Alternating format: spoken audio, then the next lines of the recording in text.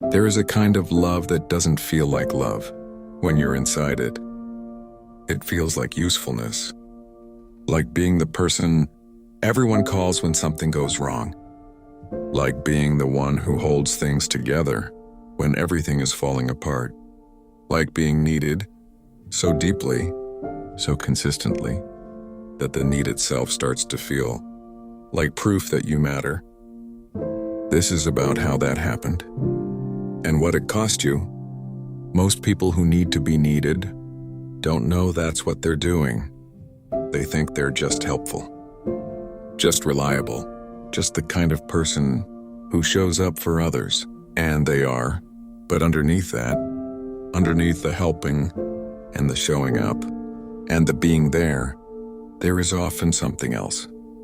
A quiet equation that was written a long time ago and has been running in the background ever since. If I am useful, I am safe. If I am needed, I will not be left. If I help enough, love will follow. That equation wasn't chosen. It was learned. And this is the story of how it probably didn't start with a relationship. It started earlier. In the environment where you first learned what made you visible. For many people, it wasn't a dramatic moment. It was quieter than that. It was noticing, as a child, as a young person, that certain versions of you got more warmth. When you helped, people smiled. When you solved problems, people were relieved. When you took care of things without being asked, someone looked at you with something that felt like approval. And approval felt like love. So you learned to chase it in the only way that seemed to work.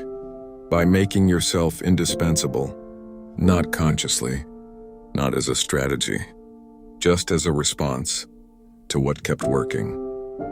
You noticed that when you were quiet about your needs, the energy in the room stayed calm. That when you helped without being asked, people were warmer. That when you made yourself easy to have around, easy to count on, easy to love, something that felt like security followed. And for someone learning what love looked like in an imperfect environment, that security was everything. The problem with patterns learned early is that they don't stay where they started. They travel into friendships where you became the one who always listened, always showed up, always gave more than you received. Not because no one offered, but because receiving felt unfamiliar, almost uncomfortable, like you weren't sure what you were supposed to do. When someone showed up for you without needing anything in return. Into relationships where you found yourself drawn to people who needed something, people who were struggling, who were lost, who needed someone steady, not because you were naive, but because being needed felt like the version of love you understood best. In those dynamics, something in you finally relaxed. As long as they needed you, they wouldn't leave. As long as you were useful, you had a reason to stay. As long as you were helping, you were safe. And into work, into friendships, into every room you walked into, always the reliable one, always the capable one, always the one people leaned on. And you carried it, because carrying it felt like belonging. But here is what the equation didn't account for. When your worth becomes tied to your usefulness, you stop resting, because resting means not being useful. And not being useful means not being needed. And not being needed means, the fear says, not being wanted. So you kept going. Long after you were tired, long after you had given more than you had, long after the people around you had stopped noticing how much you were carrying, because they had learned, the same way you had, that you would always be fine, that you didn't need much, that you were strong. And the cruelest part of that You had taught them to believe it, not with words, but by never letting them see what it cost you, by handling everything quietly, by saying "I'm fine" before anyone asked, by filling the spaces before anyone noticed they were empty. And somewhere in all of that, a question started forming in a part of you that rarely got to speak. Does anyone see me? When I'm not helping, would they stay if I had nothing to offer? Is there a version of me that is loved simply for existing, not for what I do?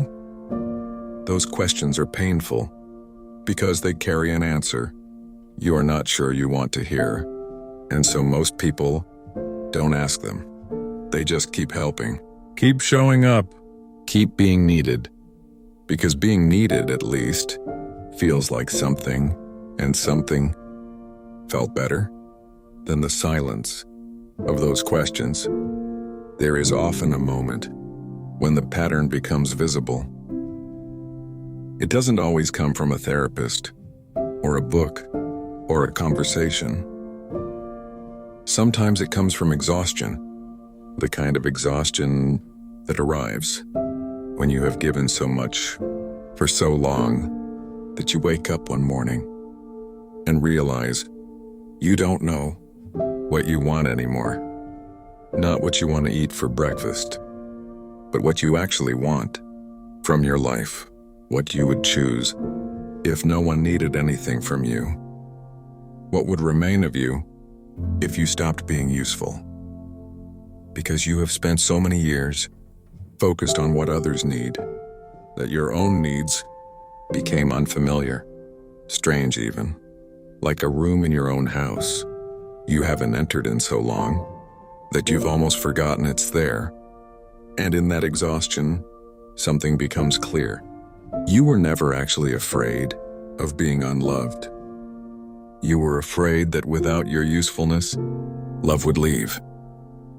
And that is a very different kind of fear, because one says, I don't know if I am lovable, and the other says, I know exactly how to be lovable, and I am terrified of what happens if I stop.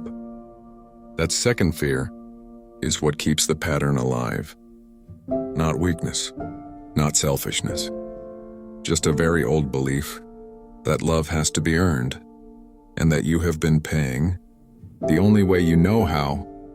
Here is something that was always true, but maybe difficult to feel. Maybe your value was never in your usefulness. Maybe it was never in how much you gave, never in how available you were, never in how well you held things together when everything was falling apart. Those things are beautiful, but they were never the reason you deserve to be loved. You deserve to be loved before any of it, before the helping, before the showing up, before the being needed. You deserved it simply because you existed, and the people who could only love the useful version of you were never offering the thing you were actually looking for. You were looking for safety, for the feeling that someone would stay, not because of what you did, but because of who you were. And safety was never something that usefulness could buy, no matter how much of yourself you gave. If you learned early that being needed was the safest way to be loved, I want you to hear this. That was not a flaw in you. That was wisdom for the environment you were in. You learned what worked. You adapted. You survived. But you are allowed to outgrow the equation, not all at once.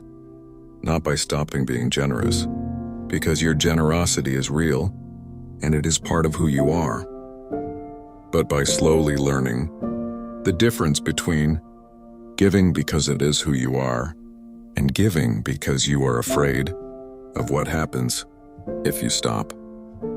The tragedy was never that you helped people. The tragedy was that somewhere along the way, being needed became the closest thing you knew to being loved.